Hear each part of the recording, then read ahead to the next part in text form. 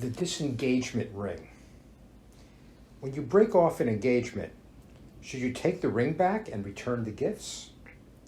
Should you eliminate any evidence that the engagement ever happened? But it did. So why not keep some reminders of the joy you both felt when you were still fiancés? I'm in my sophomore year of college and in love for the first time. She's nothing like the vague, idealized vision I had of a future girlfriend, a dark-haired, studious type with glasses. This real girl is 2 years older than me, no longer in college, and working a job in the real world. She's a blonde, and oh yes, she's beautiful, funny, and sexy, and with her own shared apartment. She can play the guitar a bit better than I can, and teaches me a few of her favorite songs sung in a lovely high voice. That first year of the relationship is the happiest I've known.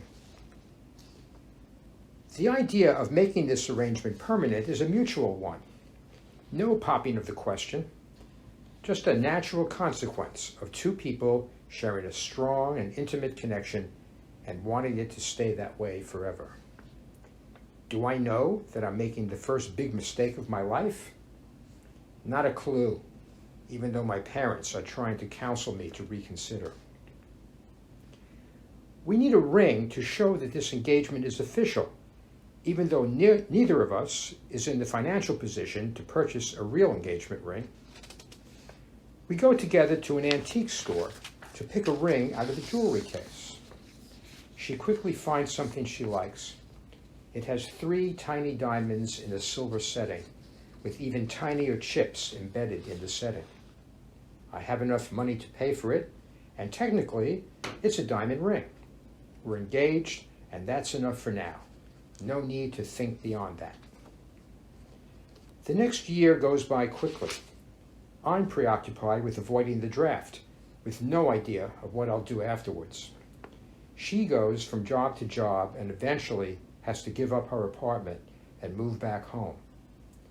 I'm not aware that anything is seriously wrong until her mother tells me that she's in the hospital due to an emotional breakdown. I realize that this is probably not the first time, since before I knew her, she left out-of-town college in her first semester and never returned. I visit her in her hospital room. She's in bed and barely makes eye contact. I don't know what to say, and she says nothing. When I leave the room, her mother is outside waiting for me and asks me if this changes the engagement plan. I tell her no, and at that moment, I mean it.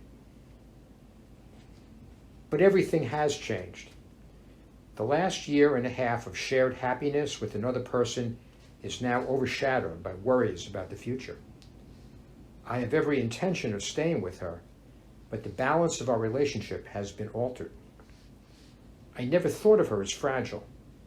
I thought of myself as lucky to be with someone like her, strong and opinionated in her ideas and experienced in life in ways that I was not.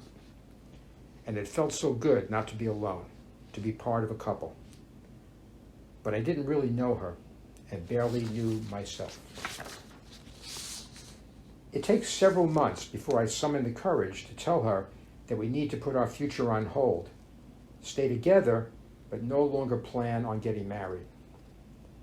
I don't want the relationship to end, but I don't have the right words to say that I don't know what happens next. By the middle of my senior year, I let her know of my plan to travel in Europe for the summer. I don't even have the courage to formally break up. It's a coward's way out, and we both know it. When I leave for Europe, I know I'll never see her again. We never discussed the ring. I didn't want it back, and she didn't offer to return it. Somehow, I wound up with a set of flatware, a gift from one of her relatives. Each time I used it was a fleeting reminder of our happy time together and painful parting. I don't know if she still has the ring. If she does, I hope it brings back a brief memory of the love we shared so many years ago.